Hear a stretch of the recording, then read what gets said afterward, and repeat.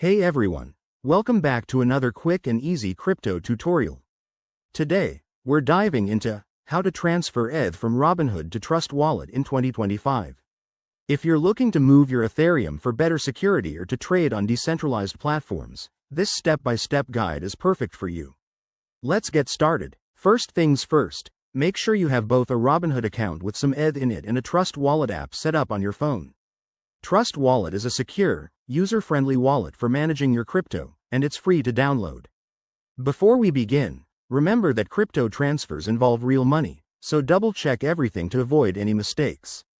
Step 1. Open your Robinhood app and log in. Navigate to your portfolio and find your ETH holdings. Tap on it to access your wallet options. Here, you'll see a Withdraw or Transfer Out button. Go ahead and select that. Step 2.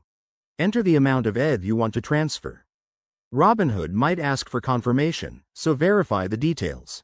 Now, you need your Trust Wallet address. Open the Trust Wallet app, select ETH from your assets, and tap on the Receive button to copy your wallet address. This is a long string of letters and numbers, so be careful not to mix it up. Step 3. Back in Robinhood, paste the Trust Wallet address into the withdrawal form. Double-check the address for accuracy. Crypto transactions are irreversible. Set any network fees if prompted, as ETH typically uses the Ethereum network.